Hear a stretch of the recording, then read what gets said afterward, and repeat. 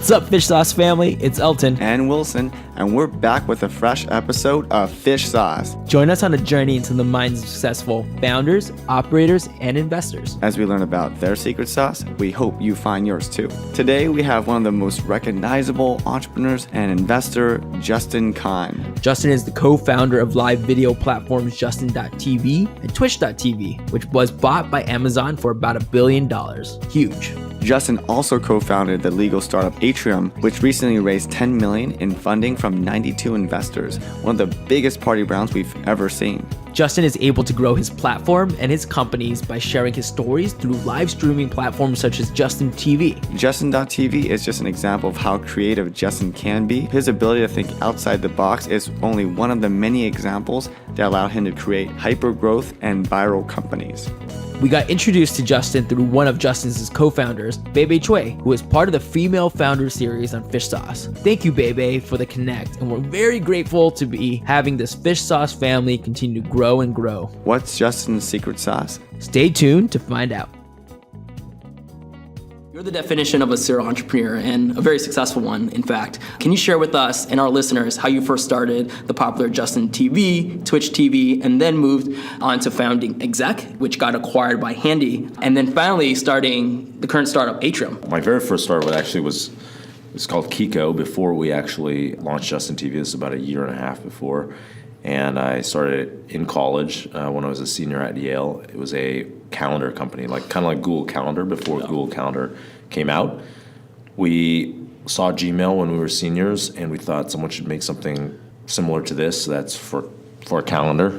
We thought that would be a natural thing that people would want, and it turns out they did. They just really wanted it with email, and they really wanted Google Calendar. And so our version, which was very similar, really didn't make a lot of sense because it didn't come packaged with the rest of the productivity software most people want to get bundled together, right? We didn't have an email client. We kind of failed at that, and we ended up selling it after we raised money. The good thing was we raised money from Y Combinator. We joined the very first batch of YC companies with Reddit and Looped, and became really good friends with those guys. And so that First of all, how'd you find out about YC so early? You're the first batch. How'd you know about these new organizations? Yeah, so YC got out. It was the first batch. It was very unclear what it was. There was no history at the time. Paul had emailed a bunch of computer science departments to kick it off and ask if there were any students that had startups that wanted to join this summer program. We applied. He gave us an email back that said there were 3 kinds of startups: ones that had really great founders with great ideas, people who didn't seem so good, and people who seemed okay, but their ideas were bad, and you are in the camp number 3. He asked us if we would be interested in changing our idea. We said, sure, maybe. We took the train up to Boston because we were in New Haven at the time, and we did an interview. It was like a 40-minute interview at the time, and we thought we completely flubbed it. Most of the time was spent between my co-founder Emmett, who became my co-founder at Justin TV and Twitch, and is now CEO of Twitch. Well, Emmett arguing with Trevor Blackwell, one of the original YC partners, who was Paul's friend and one of his co-founders at ViaWeb, his startup. The two of them basically spent a significant amount of the interview arguing over whether JavaScript would become a real thing and whether a lot of applications would be written in the future in primarily JavaScript. Nothing about the product. Yeah, well, I think we were vindicated at the end. Yeah. Unfortunately, our product ultimately did not work, but we did walk out of there with funding from YC, at which point we moved up to Boston and we started working on this full-time.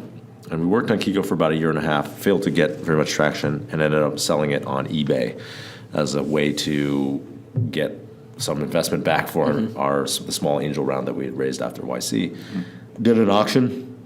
The site was bought by 2 Cows, the internet company up in Toronto.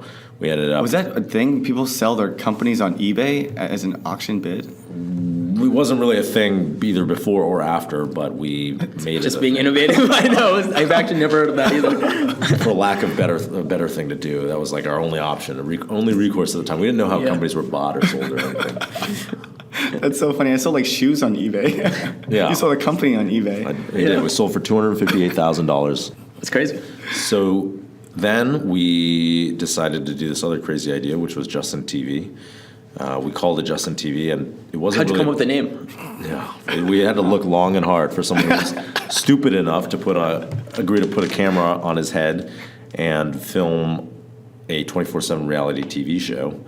And unfortunately, after scouring all the available candidates, the only person who was dumb enough was me. This would be it was almost like a performance art experiment, but disguised as a startup. We said, well, this is going to be a new form of reality TV, and we're going to get a lot of people to look at it. And Paul was like, I really like you guys, so this is a weird idea, but I'll give you, he gave a check for $50,000 to incubate it. And that's how we started. We actually had to end up, it turns out, inventing a ton of technology to make it work. And so we started, basically recruited 2 other co-founders. We built this streaming system, and then we launched it in 2007. The show itself didn't work out, but we ended up creating more of a platform for live video, kind of like YouTube for live video. Grew that site to be a top maybe 100 website, maybe 150. I can't remember exactly where we landed. And over the next couple of years, we did a lot of software scaling, grew the team. Eventually, growth slowed, and we decided to pivot to a couple different ideas. The one that really worked was called Twitch, and it was a platform for people to watch other people play video games. There was a lot of skepticism that would work. Continued growing it, raised more money, total about $45 million in the lifetime of the company. And then in 2014, Amazon bought the company. Tell me more about that part when you're pivoting and thinking about different ideas that this can become, and live stream gaming seemed to be the one that you guys chose, right? What were those debates like, and how did you address this opposition against that idea? Sure. So we had a really weird, pretty horribly managed company in the sense that there were 4 co-founders. One of us, my co-founder Michael, was technically the CEO, but we all weighed in on every decision. And that's a terrible way to organize anything. I believe the best form of human organization is the benevolent dictatorship, and at least the most efficient form. The only problem with that is that oftentimes they can become not benevolent. Mm-hmm. But when you have the benevolence aspect, it's great. Unfortunately, we were more of I don't even know if they have a word for something run by 4 people, right? It's like and you guys all had equal share in terms of opinions? Yeah, basically. And so what happened was we couldn't agree on what to do. All we knew was that things were not working. So when the growth slowed, we were making money at the time. The company was pretty decent revenue-wise. I think it was just shy of $10 million annually, 25 people. The problem, though, was that we didn't know what would replace the growth. And so we thought of a bunch of ideas, and we couldn't agree. The 4 founders couldn't agree on which would work. The 2 main contenders for ideas were, one, working on mobile video, which in itself I think is actually a good idea, but building a mobile video app, and then the second one was working on the gaming streams, which were part of something that was organically happening on Justin TV. So because we couldn't agree, we decided to incubate it in 3 teams. We'd divide the company in 3 teams and do those 2 ideas, and then also have 1/3 team working on Justin TV, which is keeping the lights on because we were making revenue off of it. And we did that, and then eventually spun Social Cam. What we said, actually, which was really smart, I think, we said we'd give it 6 months, and we set goals a priori, right? We said if it hits these goals in 6 months, we think this is a success. And we based those goals on what we thought our ultimate success needed to be. The good thing was after 6 months, the Twitch website, it wasn't called Twitch then, it was called Justin TV Gaming, but the gaming section of the website was actually hitting blowing its metrics out of the water. The mobile video thing was not so much, and so we ended up spinning off the mobile video thing, which we called Social Cam, into a new company, which actually ended up selling to Autodesk for $60 million the next year. So many exits. And then we continued on with Twitch. And Twitch, even though there was a lot of skepticism over watching people play video games, the fact that it was growing and hitting the milestones gave us confidence to do that. I mean, it's cool for the people on the team to be able to split up and essentially kind of just work on these stealth projects for 6 months. I mean, how many opportunities do people get to just do that? Yeah, right? I think it was pretty cool. I think From organizational design. I think it was cool. I think people had a lot of fun doing that. I mean, obviously, it's pretty fun to work in a small team against something that's working. And so I think we got very lucky in a lot of ways, and we were riding pretty big waves. Mm-hmm. And I wouldn't say that it was very strategic what we were doing. Right. From a business perspective, it turned out pretty well in hindsight. But from a cultural perspective, how did it change the company? I know they're working in different parts of different products in the company, but do people feel like they're still part of the same company, or did it kind of change the culture? And it was good from a management perspective, I think, but from a cultural perspective, it wasn't very good because I feel like everyone thought that if their project didn't work out, they could just go on to the other project. As soon as things became more do or die for SocialCam, for example, when we said it's a different company, we moved it to a different office, that is when it really started working a lot better, because I think that internally there's this feeling, if SocialCam doesn't work out, I can go work at this other thing. And they weren't allowed to, so they had to continue staying focused. Yeah, on we SocialCam, actually split it into a new company, and we recapitalized it so that those new people who went with it got more equity in it. Immediately, they figured out some hacks that started growing, and then... On the note of hacking things, every so often we find companies like PayPal that's really growth hacked their way, via eBay platform, or we see Dropbox doing so through, the referral of giving free storage if you refer to your friends. And we see that Twitch and they're able to growth hack. Can you share a little more about some of these growth hacking methods, whether it's Twitch or even Atrium, through fundraising? What are some growth hacking ways that you've been able to accomplish in the past or now? In the early Justin TV days, things grew because I think things on the internet were more, like, people shared more cool stuff on the internet. Well, now there's actually, I guess the real answer is there was less competition for cool stuff. There's less media being created on the internet, and so I think we did the same things as YouTube, right? Like, it's shareable, embeddable, that was the main channel. With the SocialCam product, once it was spun off, there was a lot of hacking the Facebook Open Graph in terms of making it, all the actions appear on Open Graph, and that caused a tremendous amount of usage. I mean, the key with growth hacking is that nothing ever works for an extended period of time, and you have to figure it out. You have to figure out when there's less focus on the channel, and then really crush the channel, and then it's probably not going to work again in 2 years. Facebook has been a source of tremendous amounts of these new channels because they're always changing their platform. Later on with Twitch, I would say that it was still those embeds, but it was primarily getting, I wouldn't call it a hack, actually. It was really aligning incentives between the broadcasters and ourselves. When we started compensating broadcasters, it really made a difference because they started viewing Twitch as their livelihood, their primary source of income, and then they were very incentivized to share it in all their places, like whether it's YouTube or Twitter or Facebook, any social media presence they had, they were sharing their Twitch profile. And so I think that's fundamentally what worked. It wasn't really one channel. It was really aligning the incentives with some other party who's incentivized to share your content. And I mean, it's the same thing that many different people have used, from YouTube to Kickstarter to even eBay or Amazon, right? And so that was one of the key lessons from Twitch. With Atrium, and then the jury's still out. Atrium is our new startup. It's a technology-focused law firm for startups, trying to make things easy, legal services easy, fast, and with upfront pricing for startups. And so one thing we did with our technology company that supports Atrium, the law firm, we raised money from over 90 investors in Silicon Valley because we thought being close to these investor networks would be a good way to generate clients for Atrium LLP. Yeah, that's brilliant, just to get in touch with that kind of web of connections. You've had a lot of success in a lot of different verticals in terms of the companies that you've started, right? You go from essentially the internet to legal to entertainment, media, Q&A, et cetera. Do you find that starting a company requires someone to be a subject matter expert in that industry, or is it more about the fundamental aspects of being an entrepreneur and building companies? I think there's different ways to do it. I don't think there's any one right way. And what convinced me of that actually was Beats, because when I saw Beats, I thought, along with everyone in Silicon Valley, how can two celebrities make a technology company or a headphones company? And what did I know? I mean, clearly they did it, right? They outsourced all their tech in the beginning and eventually brought it in-house. They were it was a partnership with a joint venture with Monster, right? Like in the beginning. And I thought that would never work. But it turns out there's many ways to start a company. I think there's lots of companies that are started by subject matter experts that are really excellent companies and could not be started by someone who is not a subject matter expert, because that deep, knowledge, oftentimes technical knowledge, is the core innovation. And then I think there are companies, thankfully, that are started by non-subject matter experts like myself, and the technical knowledge or technical innovation is kind of learned and created within the company afterwards.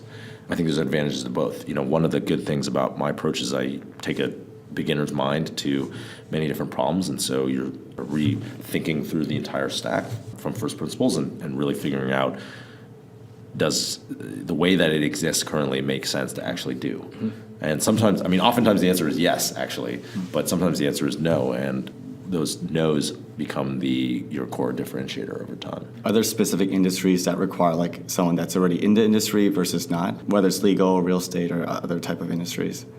I wouldn't say it's so much specific industries. I mean, when I was at Y Combinator, we funded a nuclear energy startup called Helion, for example, and the innovation and fusion that the guys were working on came from their expertise as professors and grad students in nuclear energy. And so could I have just gone and started that startup? I don't know, probably not, right? Or I would have had to go find some guys like that who could have actually done the technical work. And there's many examples of that. Whatever company it is, whether it's a nuclear fusion company or a real estate company or a legal services company or a video company, there's a role for people who are not the subject matter experts. Most of what you do in the company, some of what you do in the company is like working on that subject matter, but a lot of it is similar throughout companies, right? It's how to hire the right team. It's how to pitch a narrative that enables you to raise money or recruit people or get PR or sell customers or whatever it is. What would you say is your role generally in these companies? I think I am the world's greatest hype man. That's going to be the title of the podcast. Yeah. I think I'm a good catalyzer of teams. I think I'm really good at bringing a team together and getting them excited about accomplishing a goal. Yeah. And that's my number one skill set. How do you do that? I mean, because like for me, my team here is about 160 people, and that's kind of like what I'm thinking about every single day. Like, how do you build culture at intimacy? And I would say I need to be a hype man consistently as well, and kind of trying out different things. I think it starts with your narrative. You have to think about what's the narrative and what's your right to exist as a company. Mm-hmm. That's one thing I think a lot about. And if you work at a big company, you de facto have a right to exist, right? If you work at GM has a lot of jobs. It's kind of like either creating value. Obviously, they create cars. Of course, it's a company. There's momentum, right? But as a founder of a new startup or a new division in a startup or a new product internally, it doesn't, at a big company, there's no necessarily entrenched or intrinsic momentum in what you're doing, and you don't necessarily have a right to exist, right? Why should this be a product? Why should this team exist? What's its contribution to society or its customers? And I think if you want to recruit a team, if you want to build that company, build that product before it exists, you have to create a narrative that convinces people, hey, this should exist. I believe in it. I believe that I'm creating something that's valuable. It doesn't have to change the world, but it does. People do want to believe that their work actually contributes to something. And you need to, if you want talented people who have lots of options, you need to convince them that you're working on something important. And I think that narrative is incredibly powerful because ultimately, what I've learned as a CEO, my other skill set is that I think I'm very good at delegation and I'm very good at focus on very few things.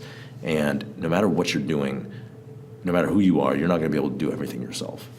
So if you think that in a company, let's say there's 5 things to do. Let's say it's like develop the product, engineering, marketing, sales, and customer accounts or operations. Mm-hmm. Those 5 things, right? Let's say you're the CEO. You're the CEO of a company, and you maybe have some co-founders, maybe some other people, and you're going to assign one thing to each of those people, right? What's the difference between you doing one of those 5 and you doing 0 of those 5? You still have to rely on either 4 or 5 other people who are talented to execute. Otherwise, mm-hmm. It's not going to work, right? So to me, it's not about what your line worker output is, right? Like whether I'm doing the sales or not, or someone else is doing it, or I'm doing the engineering, someone else is doing it. It's much more about how do I create a functional team that can execute all of those things excellently. That's much more important, right? By your recruiting skills and your narrative skills are going to have 5 times the impact of your individual line worker skills if all of those departments are equal, right? And so, to me, it's not important to like your individual ability to contribute as a line worker or as a manager of a specific function is actually much less important as the CEO to your individual ability to build a team and manage that team against a narrative. Right. I mean, taking a step back and kind of zooming out and making sure you're not deeply involved in certain things is actually a hard thing as a up-and-coming leader, manager, et cetera. I think that takes a lot of skill. Well, I think it also takes experience. When I was 10 years ago when I was starting out, I wanted to be involved in everything. I was more of a micromanager. I really wanted to. I thought I had great opinions on things and I wanted to be involved. Now I realize my number one thing I can do to aid the execution of a company is to hire people who are smarter than I am, better than I am, more talented than I am, and help them focus. I have a question that's slightly more personal. Every founder has to face a fundamental tension or question, whether they want to be rich or they want to be royal. So rich meaning the fact that you can create a really big business by taking investor capital, growing very fast, but then you lose a little ownership over time, right? Or you can sort of like be that royalty where you want to just keep control, you and your current management team keep control, grow slower at a more moderate rate, right? So do you fall on one of those, whether it's like rich or royal, kind of like, do you want to mind, sharing a little bit, like do you fall on one of those sides? Well, I think it's a little bit of a false dichotomy. The way you are royal, I guess, is that you raise money at increasing orders of magnitude, and when you don't have a pitch anymore that lets you get to the next order of magnitude because you have don't have enough evidence or whatever, that's when you start getting heavily diluted, right? But I guess if I had to choose, I'm going for personal growth rather than making the most money.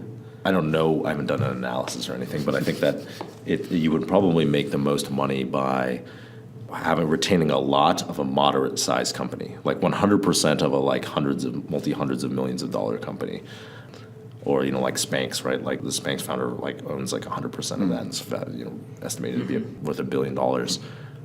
But it takes a long time, and I guess what I want to do is shorten the time to becoming a big company, because I feel like that's where my area to learn is. I think there's a long way to go for me to managing the thing I haven't done yet, right, is managing a real, large, lasting Silicon Valley company that employs thousands of people and actually has a product that does good in the world that people actually use a lot and rely on.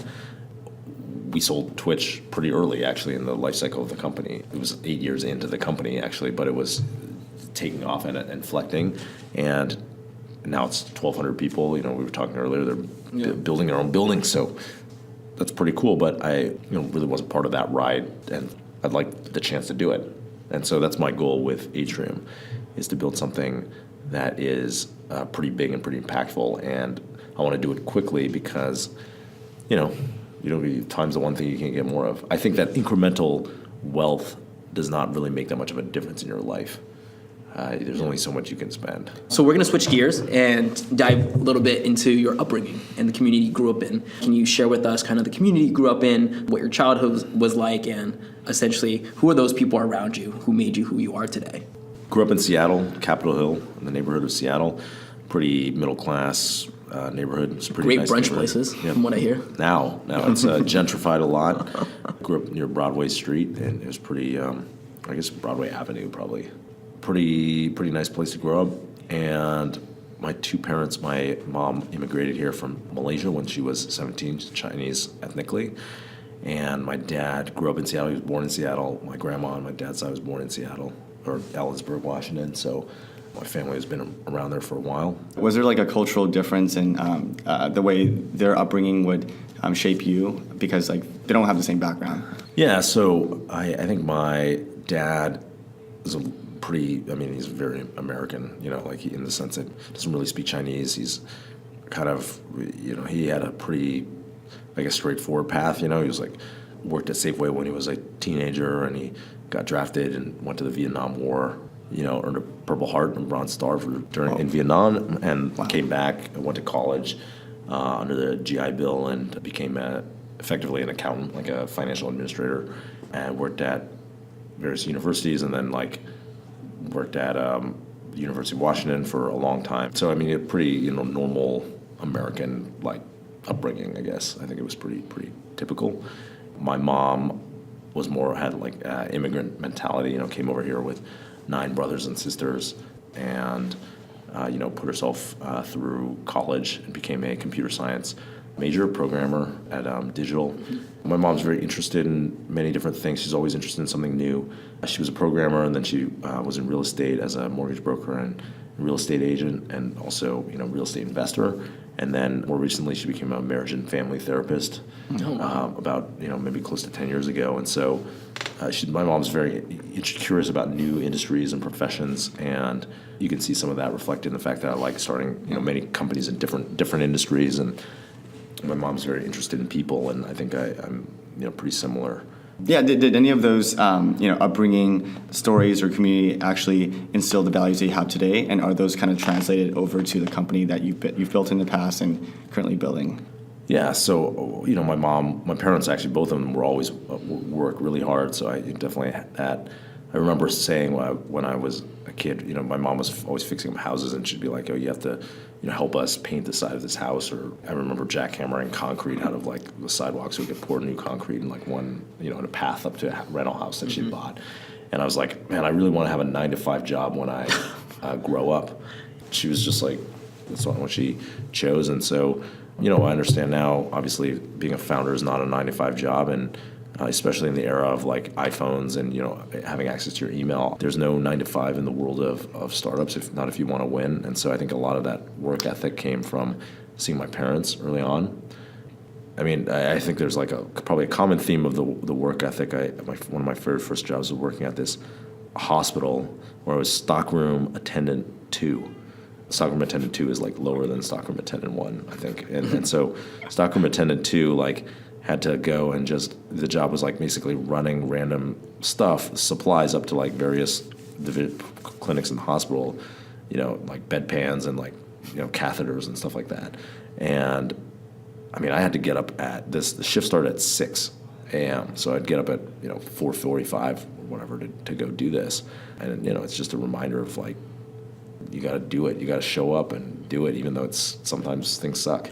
But that was pretty good. And another actually good inflection point or memory that I remember having from early on is I had this mentor he's actually a partner at a law firm that he started. His name was Carl Forsberg in Seattle, and he at one point he taught coached our mock trial team in high school that I was part of, and he said at one point, I remember I was joking around about I was just cracking jokes or something instead of when we were trying to practice our pitch or whatever our mock trials you do an argument. It's actually probably great training for being a hype man. Yeah, mock trial. Yeah. And so we were practicing, and he was just why? I said something facetious, and he was just are you here to? I don't think he said it this way, but it was basically are you here to fuck around, or are you gonna here to work? And I was oh, I'm here to do better. I want to work. And so, I mean, he really brought a serious, even though he was a great guy, he's a funny guy actually, and a really caring guy. He was just there's time to be serious. That kind of stuck with me for a long time. I'm actually curious about kind of that 9-to-5 connotation, because in Silicon Valley, it has a pretty bad connotation, right? That's actually the positive thing that actually draws people to join the Valley or to come out west, because they can work and build fast and get things done and see results at a much faster, expedited rate than maybe a traditional company. What are your thoughts around that? Because I know I work for a really passion-driven company, and I'm really excited about it, and I work pretty much 24/7. I love it. I know the people on my team love it as well, but it's not for everyone, right? Yeah, I definitely don't think it's for everyone. I think that, well, first of all, I think the idea of in Silicon Valley, you can't be 9-to-5 is completely actually fake. And I think it's very different, in different companies and also in different parts of different companies. But many people at Google are there and having a great time. I was just there. They left at 3 p.m. actually, not working 5. 11 to 3, right? My friend was telling me the story about his coworker at Google who didn't show up. He was doing an experiment, and he stopped going to work for 2 weeks, and then he only started coming again because he felt guilty.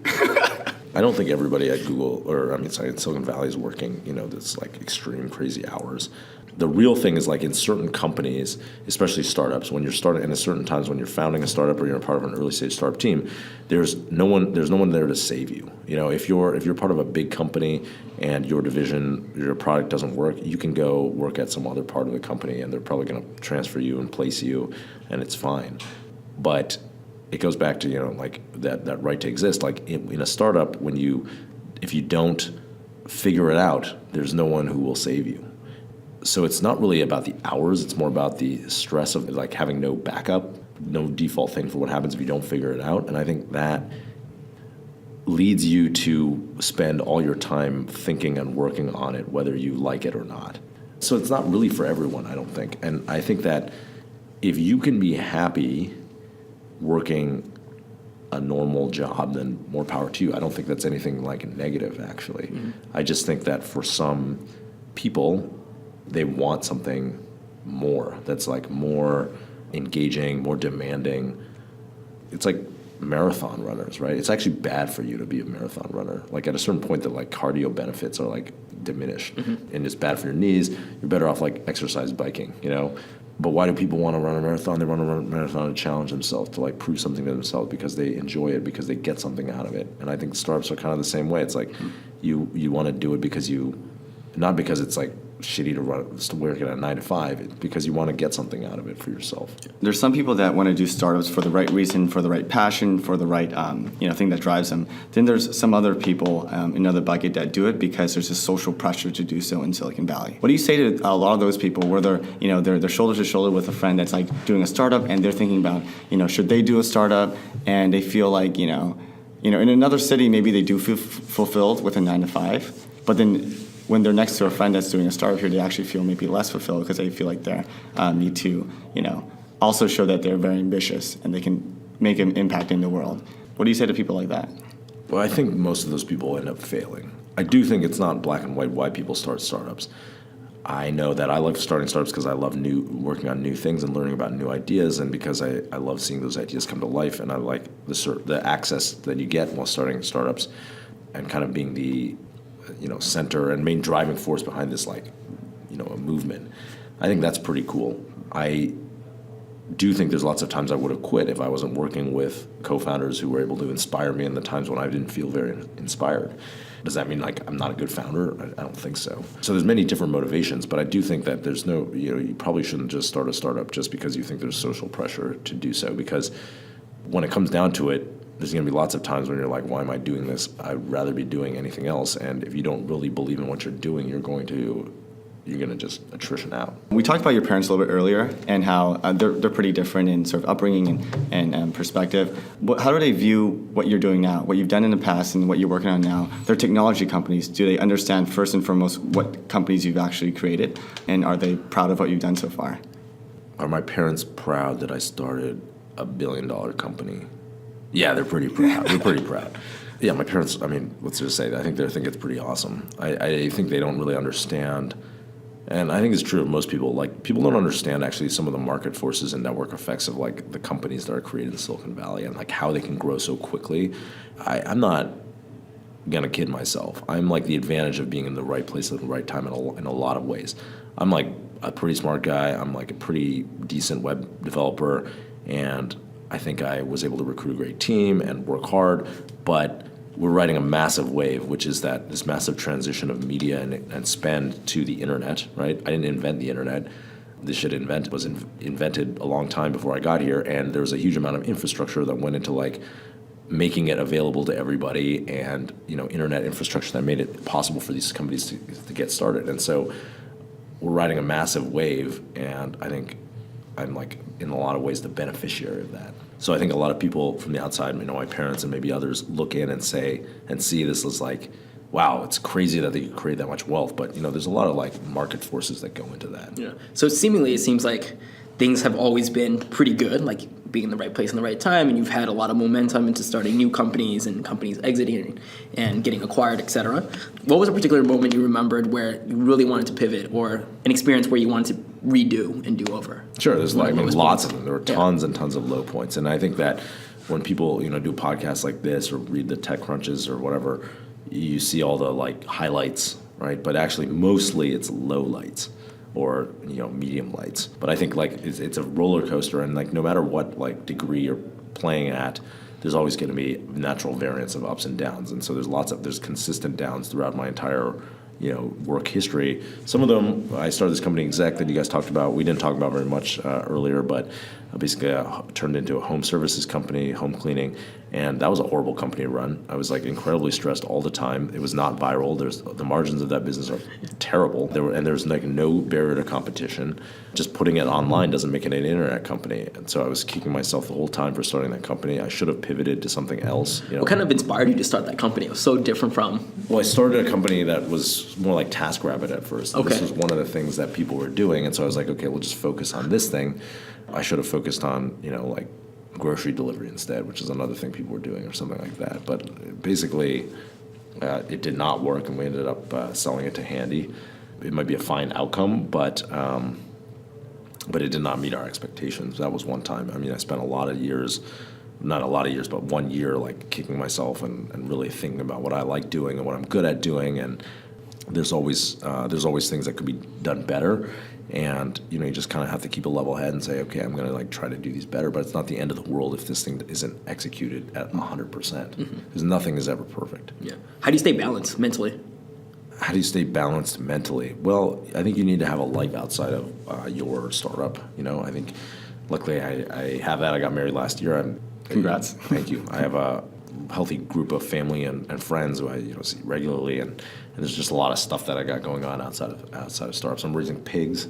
I'm a pig farmer. I heard that. I got stuff to do outside of very interesting startups. Yeah. At school, we talk a lot about the founder's journey, and the founder's journey is not just about you. It's actually about your wife, your family, people that are with you. It's about bringing your loved ones with you and them being committed to what you're doing too. How have you either communicate that to like your wife or family, like this is a journey I'm going to take, and how do you balance the stresses that comes with it? I think it'd be harder if I had kids. With my wife, it is a difference. Right before this, I was starting at YC. I was basically a VC. That's the easiest job on earth, in my opinion, although every investor will probably tell you otherwise. I had a lot of time. Last year, we went all over the world. We went to China, went to Abu Dhabi, we went to Europe. We were just traveling around, having a great time. And I was contributing to society in that I felt like I was contributing to all these YC companies and helping them out. That was great, in a lot of ways, but it wasn't very fulfilling to me. I felt like I needed more of a, tighter feedback loop on my actions, right? Investing, you invest in something and then 7 years later, it's like, good job, or no. At that point, do you really care? And so with a startup, it's like, if you do something, you see the results immediately, or at least in a week or maybe a month. And so that's what I felt like I needed. I feel like my wife and I particularly, she has a pretty healthy perspective on things, has her own life and things that she's doing, and so there's like a good balance there. I think it would be harder to do it when you had kids, especially, and not because of the hours so much as like just your mental engagement. I mean, with regards to my larger community, I do feel like my close friends, we all like kind of came up together and support each other, and so it's pretty nice to be able to say, oh, we made it, and then a lot of our friends are just doing good things. They're CEOs, they're founders, they're being successful. And the thing that I'm most proud of in my life, actually, more than any of these companies, is that there's a lot of people out there who I look at, that I mentored, I helped out, or friends of mine who came and joined Justin TV pretty early on, or Twitch, or any of my companies, and I think those people are out there, and they're like, thank God for Justin Kahn. And, I feel like I brought a lot of people with us to be successful. I mean, the spirit, thanks again for being on Fish Sauce. Yeah, really appreciative, for sure. So moving on to our last question that we ask for Fish Sauce, what is your secret sauce, both literally and figuratively? So from the literal sense, it's like, what is the sauce that you like to eat the most? And then from the figurative standpoint, I know you mentioned Hype Man before, but what is the secret sauce that makes you so unique and special? Literal sauce, I mean, I don't know. I'm mostly I like to go with the preferred condiments that people eat. I mean, I guess ketchup. I'm like a big ketchup eater. It's not very good for me. That's fair. So in terms of my secret sauce, I think I have a couple things going for me. I have a really good ability to focus on what I think is the most important issue or issues. I think I am able to inspire people and to join something that seems like a crazy idea. Justin TV was a crazy idea, us making our own reality TV show. We got talented people to come out and join us to do that. And then Twitch was also, pretty crazy. And, now by contrast, I think some of these other startups are not nearly as crazy at all. Atrium's not crazy by comparison. So I feel like I've done a pretty good job at recruiting. What's the secret sauce in recruiting the best team out there? For me, I think it's talking to a lot of people, seeing what's out there, and I think it's being very passionate about what you're doing and being very passionate about your narrative and being able to explain a powerful, having it and explaining a powerful, concise narrative for why you're going to win. So we've talked about sort of the storytelling and the hype man aspect of it. Is this trait something that people can learn, or just kind of a trait absolutely. that you've been born with? I think that it's something you can totally learn. I think I'm a shy extrovert by nature. I love meeting people, but I wasn't I was always nervous around new people, for example. Obviously, I've interviewed hundreds of times. I've hired hundreds of people. I've had thousands probably of initial meetings with people just explaining what I do. So I'm very practiced now and very self-confident in that way. But it's a learned experience. So I definitely wouldn't. This is coming from a kid who I had to do a report when I was 10 maybe, and I literally in front of the class was presenting it. I had this report covering my face, scared of talking in front of an audience. And so, anything, if I can get over that, anyone can get over whatever their problem is. Is there anything in life that gets you nervous or gets you scared now? I think that actually I do have a blind spot, interestingly enough, at about talking to an audience of 15 to 20 people. I can talk to a bigger audience pretty easily. And I talk to a small number of people pretty easily, but this certain size of group where you don't know who to focus on or talk to, that's actually the most nerve-wracking. Thanks for listening to this week's episode of Fish Sauce. If you like what you heard, follow us on LinkedIn, Twitter, and sign up for our newsletter for the latest updates and special surprises. Also, treat yourself and a friend to a Fish Sauce t-shirt from our swag store, fishsaucepodcast.com. We can't wait to see you rock it on the streets. If our mission resonates with you, please leave a review on iTunes, and don't forget to share with your friends so we can welcome them into our Fish Sauce family. And lastly, big shout out to our awesome editor, Christian Edwards, for making us sound better than we actually are in each episode of Fish Sauce. What's your secret sauce?